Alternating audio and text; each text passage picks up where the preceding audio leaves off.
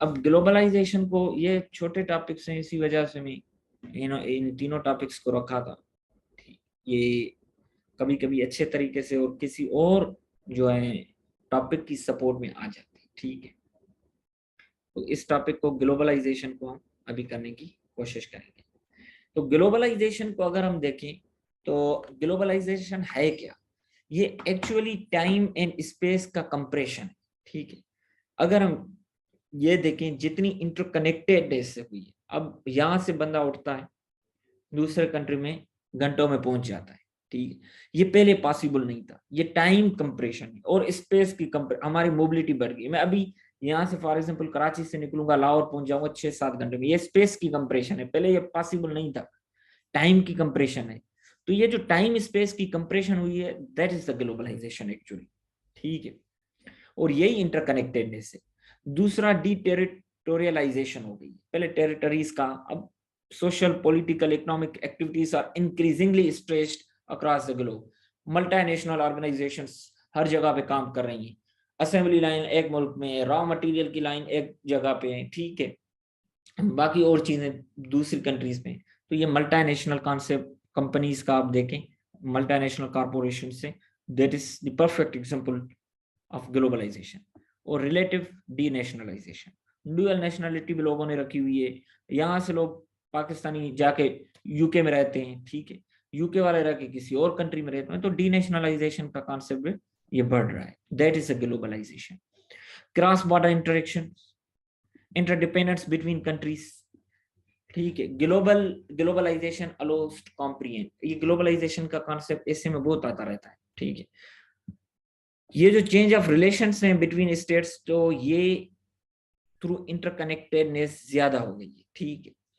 आप देखें कि यूनाइटेड स्टेट्स का प्रेसिडेंट एक बयान देता है, दूसरे घंटे में यहाँ का रिटेलिएटरी बयान जाता है, रिएक्शनरी बयान जाता है। ट्रंप सुबह ट्वीट करता था, शाम को 1 घंटे के बाद दूसरी ट्वीट यहाँ से वापस आ जाती।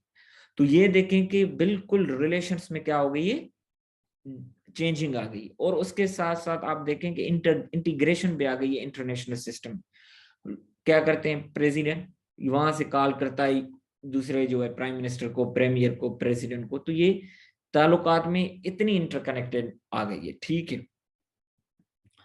तो अगर हम देखें तो how states are dependent on one another, ये थोड़े अगर हम क्वेश्चंस को सोचें, what is the effect of that dependency and integration, and what is the impact of events on state happening in international arena, जैसे 9/11 का हुआ या और इवेंट्स जो हो रहे हैं, तो उनका। अब आज इमरान खान पे अटैक हुआ है, तो पूरी दुनिया इंटरनेशनल हेडलाइंस तक बात पहुंच गई, ये कैसे मुमकिन हुआ? 1 घंटे में, बल्कि 1 मिनट्स में, फ्यू मिनट्स में ना। तो ये ग्लोबलाइजेशन की वजह से हुआ है सारा। तो ग्लोबलाइजेशन से पहले states were looking to promote their national interest, ठीक है, ओन सेफ्टी पे फोकस करती थी। अब को किस पे फोकस करें, ग्लोबल सिक्योरिटी पे, ठीक है। पहले डोमेस्टिक इनकी प्रॉब्लम्स होती थी, अब इनके इंटरनेशनल प्रॉब्लम्स है। आप कहेंगे कैसे, तो climate change, it's an international. Sustainable development goals हैं, तो उनमें क्या करते हैं कि कॉमन गोल्स पे फोकस करेंगे। क्लाइमेट चेंज, वाटर क्राइसिस, एक स्टेट का तो मसला नहीं है ना, तो ये क्या है, ग्लोबल वार्मिंग, क्लाइमेट चेंज, ये इंटरनेशनल इश्यूज है, ठीक है। तो ये जो पूरी दुनिया एक कॉम्प्लेक्स वेब है, उसमें कनेक्टेड है, उसमें कल्चरल इंटरेक्शंस हैं, रिलीजियस इंटरेक्शंस हैं, इकोनॉमिक इंटरेक्शंस हैं, बल्ला बल्ला दूसरे रिलेशंस। असल में क्या है कि प्रॉब्लम्स की नेचर भी तब्दील हो गई, प्रॉब्लम्स भी ग्लोबल हो गई, ठीक है। क्लाइमेट चेंज का पॉपुलेशन एक्सप्लेन किसी एक का तो नहीं है, कोविड-19 किसी एक का तो नहीं है, पोलियो वैक्सीनेशन किसी एक कंट्री का तो मसला नहीं है, वाटर क्राइसिस हो या ओजोन लेयर डिप्लीशन हो, एक कंट्री का तो मसला नहीं है। अब यहाँ पे फ्लड आई है due to climate change, Pakistan contributor भी नहीं है इतना क्लाइमेट चेंज में, but Pakistan is most affected. जाहिर सी बात है, मिलके बैठेंगे तो एक को कहेंगे कि भाई अपना यूज कम करें, फॉसिल फ्यूल का हमें इफेक्ट कर रहा है। इंडिया वाले जो है किसान जो है वहां पे आग लगाते हैं अपने जो रेमिनेंट्स होते हैं जो एग्रीकल्चर के, तो यहाँ पे स्मोक आता है लाहौर में। इंडोनेशिया वाले करते हैं, मलेशिया वालों को स्मोक आता है, ठीक है। तो ये तो मसले इंटरकनेक्टेड हो गए हैं अब। तो ये न्यू प्रॉब्लम्स जो हैं उनके लिए सॉल्यूशंस भी कॉम्प्रिहेंसिव होने चाहिए, ठीक है। ये जो कॉपरेशन के बगैर जो इंडिविजुअल स्टेट्स हैं इन मसाइल के साथ नहीं डील कर सकती। अब मुझे बताएं, एक स्टेट क्लाइमेट चेंज पे क्या करेगी, एक स्टेट कोविड-19 पे क्या करेगी, कुछ नहीं कर सकती। तो कोई भी स्टेट अलोन फाइट नहीं कर सकती इन प्रॉब्लम्स के साथ, ठीक है, कोई कोविड-19 के साथ या किसी के भी साथ। तो अब ग्लोबलाइजेशन पे भी पर्सपेक्टिव है। एक है हाइपर ग्लोबलिस्ट, ठीक है, वो कहते हैं कि सॉवरेन नेशन स्टेट का कॉन्सेप्ट खत्म है, अब ये ग्लोबल फोर्सेस आ गई हैं, वही कंट्रोल करेंगी गवर्नमेंट को। तो एक थ्योरी है रीजनलिज्म की, वो कहते हैं कि स्टेट का वो हम पढ़ेंगे इंशाल्लाह रीजनलिज्म की थ्योरी पेपर 1 में। तो वो क्या करते हैं कि ये जो सुपर नेशनल कॉन्सेप्ट हो गया, नेशन से ऊपर वे एक ऑर्गेनाइजेशन जैसे यूरोपियन यूनियन, तो वो कंट्रोल करेगी, ठीक है, या यूनाइटेड नेशन है, तो वर्ल्ड गवर्नमेंट का कॉन्सेप्ट हकीकत में वो दे रहे थे। तो हाइपर ग्लोबलिस्ट को वो लगता है कि अब नेशन से कॉन्सेप्ट ऊपर हो गया है, ठीक है। तो बट ये जो स्केप्टिक्स हैं, जो क्रिटिसाइज करते हैं उनको, वो कहते हैं नहीं, स्टेट्स हैं, यहाँ जो जियोपॉलिटिक्स है स्टेट्स की, वही प्रिंसिपल फोर्सेज हैं जो वर्ल्ड ऑर्डर को शेप करते हैं, उनसे ऊपर कोई गेम नहीं है, उनसे ऊपर कोई ऑर्गेनाइजेशन नहीं, ठीक है। और दूसरा है ट्रांसफॉर्मेशनल पर्सपेक्टिव, वो कहते हैं कि स्टेट की सॉवरेनिटी या सॉवरेन स्टेट की डिमाइज नहीं हुई, बट पॉलिटिक्स की ग्लोबलाइजेशन ऑफ पॉलिटिक्स हुई है, ठीक है। स्टेट अपना रोल वही प्ले कर रहे हैं और पॉलिटिक्स का जो है डायमेंशन वो ब्रॉड हुआ है, ठीक है। तो ये क्या करते हैं कि मीडियम जो कॉन्सेप्ट है ना उसको लेते हैं, इनके मुताबिक कि ये जो इमर्जेंस ऑफ ग्लोबल पॉलिटिक्स है in which the traditional distinction between domestic and international affairs is not meaningful. वो कहते हैं कि आप इन पे फोकस ही ना करें ना, कि डोमेस्टिक अफेयर है या इंटरनेशनल अफेयर है, तो इस पे फोकस ही ना करें, ठीक है। तो आप क्या करें, पॉलिटिक्स पे, इसके पीछे क्या गेम चल रही है, किस तरीके से चल रहा है, सिर्फ उस पे फोकस करें, ठीक है। अब देखें कि ग्लोबल कॉमर्स का, ग्लोबल सप्लाई चेन से फॉर एग्जांपल, तो उनका अगर देखेंगे तो कॉमर्स हो या फाइनेंस हो या प्रोडक्शन लिंक्स हो टुगेदर, ये जितनी भी चीजें हैं ये ग्लोबली रोल प्ले करती है, ठीक है। तो यूएस फाइनेंशियल क्राइसिस आप 2002 का देखें तो उसने पूरी दुनिया को इम्पेक्ट किया था। ईस्ट एशियन जो रिसेशन है 1997 की, उसने भी पूरी दुनिया को इम्पेक्ट किया था, ठीक है। तो ये जो ट्रांसनेशनल कोऑपरेशन की यहाँ पे वो करें कि जरूरत है, 1.88 ट्रिलियन फ्लोस जो across the world foreign exchange market है टोटल, और 25 to 33% ऑफ वर्ल्ड आउटपुट है, और 70% ऑफ वर्ल्ड ट्रेड है, ठीक है, ये कोऑपरेशन की वजह से। और 80% ऑफ इंटरनेशनल इन्वेस्टमेंट है, जितनी दुनिया में इन्वेस्टमेंट है उसका 80% ऑफ इंटरनेशनल इन्वेस्टमेंट, जितना दुनिया में ट्रेड हो रहा है वो 70% ऑफ वर्ल्ड ट्रेड, ये ट्रांसनेशनल कोऑपरेशन की वजह से हो रहा है। और ये अब देखेंगे कितनी इस कोऑपरेशन से कितना आगे बढ़ा। 1.88 ट्रिलियन का मतलब 1 ट्रिलियन में 1000 बिलियन आती, तो आप कर दें 1880 बिलियन डॉलर्स, ठीक है। तो ये जो ग्लोबल कम्युनिकेशन का आप देखें, ये ट्विटर है, फेसबुक है, सेल फोन है, ये यूट्यूब, ये क्यों, ये ग्लोबलाइजेशन की वजह से हुआ है ना। तो आपको मैं एक अच्छा केस स्टडी समझाता हूँ कि ये जो आप बिल्कुल कॉपी करना और इस तरीके से दूसरे बिल्कुल देखें, ग्लोबल प्रोडक्शन एंड आईपोड। तो देखें कि एक आईपोड बनाने के लिए ग्लोबलाइजेशन का इस्तेमाल कैसे होता है। ये जो इसके अंदर सेंट्रल माइक्रोचिप है ना, ये यूएस की कंपनी है पोर्टल प्लेयर, ठीक है, उसकी टेक्नोलॉजी वो सेंट्रल माइक्रोचिप वो प्रोवाइड करती है। उसकी ये जो कोर टेक्नोलॉजी ऑफ चिप है ना, वो एक ब्रिटिश फर्म है एआरआई, उसने क्या किया है कि उसका लाइसेंस है। तो टेक्नोलॉजी ब्रिटिश फर्म की है, चिप प्रोवाइड करती है कौन, पोर्टल प्लेयर कंपनी यूएस है वो प्रोवाइड करती है। इनके जो प्रोग्राम्स वगैरह जो होते हैं, प्रोग्रामर्स वो जो मॉडिफाई वगैरह होते हैं, इनकी कैलिफोर्निया वाशिंगटन स्टेट में होते हैं, ठीक है। फिर इनको शिफ्ट किया जाता है, जो फिनिश डिजाइन है इनको ताइवान में शिफ्ट किया जाता है, आप देखिए। और ताइवान क्या करते हैं, इनके वेफर्स प्रोड्यूस करते हैं और उनको ये फिर चाइना में सारी गेम चलती है। उसके बाद इनको असेंबल वगैरह चाइना में किया जाता है या कोरिया में किया जाता है। ये जो फिर फिनिश्ड माइक्रोचिप है उसको ये क्या करते हैं, हांगकांग में ये जो चाइना का में ये है, ठीक है, डिस्प्यूट है, बट इसको हम चाइना में कंसीडर करते हैं, उनके वेयर हाउस में रखवाए जाते हैं, या मेनलैंड चाइना में इनको सेंड किया जाता है जहाँ पे ये आईपॉड असेंबल होता है। तो आप मुझे ये बताएं कि एक आईपॉड बनने के लिए इसको कितने मुल्कों से घूमना पड़ा, कि माइक्रोचिप कहीं और प्रोड्यूस हो रही है, उस टेक्नोलॉजी का लाइसेंस किसी और के साथ है, ठीक है, और फिनिश डिजाइन जो है चाइना में किसी और जगह से आ रही है, उनके वेपर्स कहीं और प्रोड्यूस हो रहे हैं, उनको फिर जो है इंडिविजुअल डिस्क में कट करने के लिए किसी और जगह पे, फिर उनको असेंबल करने के लिए या वेयर हाउस में रखने के लिए किसी और जगह पे। देखें तो ये पूरी ग्लोबलाइजेशन है।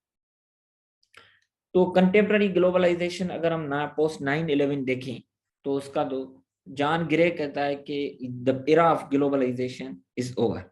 वो कहते हैं कि ये जो स्टेट्स हैं उन्होंने अपना पावर एंड बॉर्डर को अगेन रीअसर्ट किया, ठीक है। ये जो टेररिस्ट अटैक हुआ था उसके बाद फिर कॉन्सेप्ट स्टेटिज्म पे आ गया, स्टेट फोकस्ड कॉन्सेप्ट आ गया। इनको ये लगता है कि कंटेम्प्ररी ग्लोबलाइजेशन हकीकत में एरा ऑफ ग्लोबलाइजेशन ओवर नहीं, बट ये सिंगुलर प्रोसेस पे नहीं, ये हर सोशल लाइफ का जो एस्पेक्ट है, from politics to production, culture to crime, economics to education, हर जगह पे ग्लोबलाइजेशन बढ़ गई। आपने देखा कि 9/11 के बाद इकोनॉमिक ग्लोबलाइजेशन तो स्लो हो गई, तो हमें लगा कि अब ग्लोबलाइजेशन ही खत्म हो गई, बट मिलिट्री टेक्नोलॉजिकल ग्लोबलाइजेशन ज्यादा बढ़ गई, मिलिट्री टेक्नोलॉजीज में कोऑपरेशन बढ़ गया। तो 9/11 के अटैक के बाद पूरी दुनिया ने यूएस को कहा कि हम आपका साथ दे रहे हैं, हम आपको सपोर्ट करेंगे। तो ये क्या थी, हम आपको मिलिट्री देंगे। नेटो पूरी आ गई अफगानिस्तान, 27-28 जितने ममालिक, ये क्या है, ये ग्लोबलाइजेशन नहीं। तो globalisation in military technology cultural domains बढ़ गई थी, बट इकोनॉमिक डोमेन में थोड़ी कम हो गई थी। तो अब कोविड-19 आ गया, लोगों ने कहा फिर ग्लोबलाइजेशन ओवर हो गई। कोविड-19 ग्लोबलाइजेशन कैसे ओवर, आना जाना खत्म हुआ, कल्चरल ग्लोबलाइजेशन पे इम्पैक्ट पड़ा।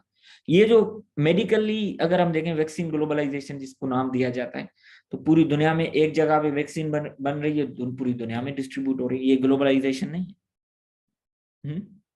तो ये तो ग्लोबलाइजेशन है। अगर इकोनॉमिक ग्लोबलाइजेशन स्लो हुई थी 9/11 में, तो मिलिट्री बढ़ गई थी। लीगल ग्लोबलाइजेशन, इकोलॉजिकल ग्लोबलाइजेशन, आप देखें पेरिस एग्रीमेंट, ये क्या है, ये ग्लोबलाइजेशन है ना, क्लाइमेट चेंज से। तो कल्चरल ग्लोबलाइजेशन, सोशल ग्लोबलाइजेशन, ये डिफरेंट टर्म्स हमने क्रिएट किए हैं। तो ये बढ़ी है, एक एस्पेक्ट में डिक्रीज होने से ये मुराद नहीं है कि ग्लोबलाइजेशन खत्म हुई है। तो ग्लोबलाइजेशन की इंजन्स कौन सी हैं जो इसको प्रमोट कर रही है। ग्लोबलाइजेशन की इंजन्स पूरी की पूरी फ्रीज नहीं होती, कोई ना कोई इंजन फ्रीज हो जाती है, कभी इकोनॉमिक वाली, बाकी इंजन्स तो काम करती है ना। तो ये टेक्नोलॉजी, मॉडर्न कम्युनिकेशंस, ट्विटर हो गया, बाकी और हो गए, सेल फोन्स हो गया, इकोनॉमिक्स रोल प्ले करती है। कैपिटलिज्म का सिस्टम है ही इस बुनियाद पे, ग्लोबलाइजेशन पे। आईपॉड प्रोड्यूस करना है तो 4-5 कंट्रीज से तो इनका चक्कर लगता है। उसके अलावा पॉलिटिक्स, एक पॉलिटिक्स क्या, टेक्नोलॉजी तो फिजिकल इंफ्रास्ट्रक्चर देती है ना, तो पॉलिटिक्स एक नॉर्मेटिव इंफ्रास्ट्रक्चर देती है कि how to deal with such problems. Climate change है तो how to deal with the climate change, that is the normative infrastructure. तो ट्रंप ने ट्रेवल बैन लगाया था 6 मुस्लिम कंट्रीज में, नॉर्मेटिव अटेम्प्ट टू डीग्लोबलाइजेशन। तो इसी तरीके से वो बैन हटा, नॉर्मेटिव अटेम्प्ट टू ग्लोबलाइजेशन। तो ये 3 वेव्स अगर थोड़ा हिस्टोरिकली अगर हम देखें तो ये ग्लोबलाइजेशन की पास्ट में आ चुकी हैं, 1450 से 1850 तक, ठीक है।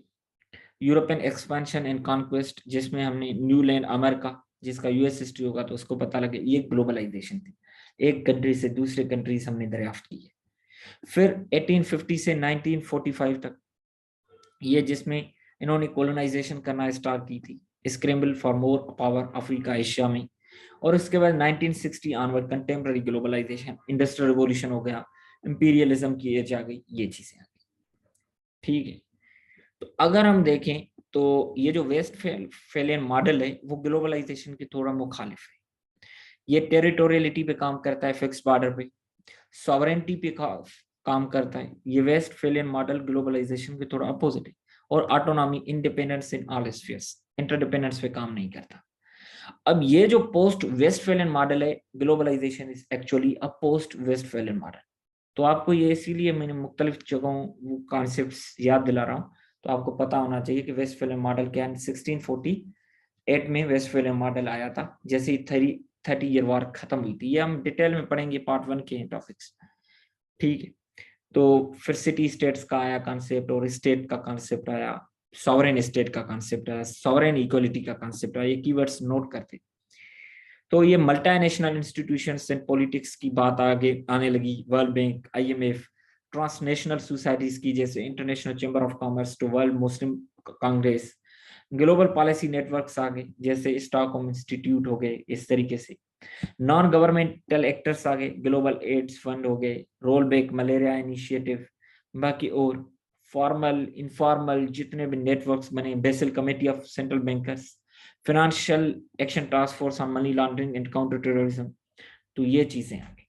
तो पोस्ट वेस्टफैलियन मॉडल ग्लोबलाइजेशन को लेके आई है, ठीक है। ग्लोबल कॉम्प्लेक्स नेटवर्क को मैंने ये लिखा है कि US agencies, inter governmental institutions, national governments, regional bodies, global policy, public policy networks, transnational civil societies, private governance से किस तरीके से इंटरकनेक्टेड है, ठीक है।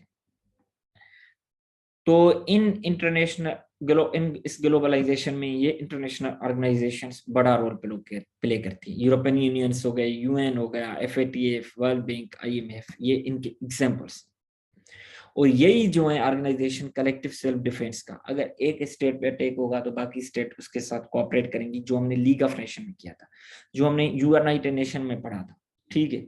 तो ये उसका आर्टिकल है, या article 5 of NATO. Iraq Kuwait का मैंने आपको एग्जाम्पल दूं कि कुवैत पे अटैक हुआ था, इराक ने किया था, तो एक रेजोल्यूशन पास हुई थी कि इराक को किया गया था, कहा गया था कि आप कुवैत से निकले, बट वो नहीं निकल रहे थे।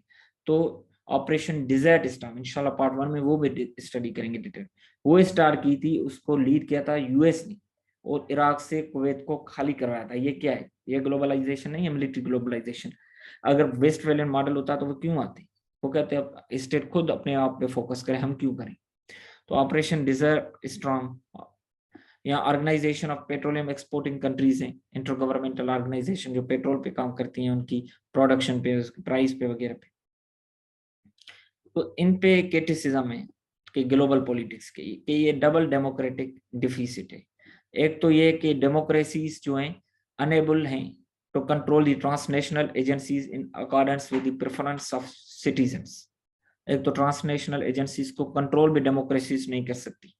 दूसरा ये कि ये जो वेरी एसेंस ऑफ डेमोक्रेसी का मकसद क्या है कि सेल्फ गवर्नेंस ना, वो ट्रांसनेशनल एजेंसीज की वजह से क्या होता है, कंप्रोमाइज होता है, वो इन्फ्लुएंस करने लगती हैं। जैसे एफएटीएफ है, वर्ल्ड बैंक है, आईएमएफ है, ठीक है। तो ये जो पावर एसिमेट्रीज हैं इन डिस्टॉर्टेड ग्लोबल पॉलिटिक्स, ये क्या करते हैं, ग्लोबल इंस्टीट्यूशन सर्व करते हैं इंटरेस्ट किसका, ग्लोबल एलीट का। तो अब ये अगर हम देखें तो enormous inequalities of power states के बीच में है, और ये जो ग्लोबल गवर्नेंस है उनके लिए कोई कॉन्स्टिट्यूशन नहीं, ठीक है, कोई सिस्टम नहीं है कि उसको कैसे गवर्न करेंगे। इस वजह से डिस्टॉर्टेड पॉलिटिक्स आती है। और तीसरा ये जो technocratic nature of global decision making है, वहां पे कोई इलेक्टेड तो नहीं। तो ज्यादातर आप देखेंगे यूएन में टेक्नोक्रेट बैठे हैं, आईएमएफ में, हर जगह पे कोई इलेक्टेड तो नहीं बैठे हुए, ये टेक्नोक्रेट ही बैठे हैं। तो ये बड़ा रोल प्ले करते हैं।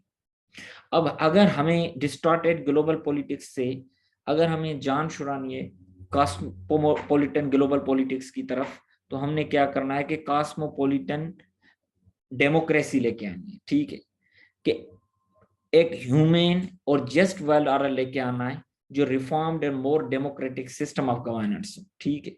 उसमें क्या हो कि जैसे डबल डेमोक्रेटिक डिफिसिट था, तो डबल डेमोक्रेटाइजेशन, ऊपर भी डेमोक्रेसी हो और इनसाइड द स्टेट भी डेमोक्रेसी हो, सिर्फ स्टेट्स के अंदर डेमोक्रेसी ना हो, आईएमएफ के अंदर भी डेमोक्रेसी हो, यूएन के अंदर भी डेमोक्रेसी हो, एफएटीएफ के अंदर भी, हर जगह भी डेमोक्रेसी हो, फिर टेक्नोक्रेट ना हो। तो ये ग्लोबलाइजेशन को आपने globalisation of world politics, John Baylis का बुक है, वहां से भी करना है। और ये जो एक मैंने आपके साथ लिंक शेयर किए, तो आपने वहां से भी इसको टच करना है। अगर इससे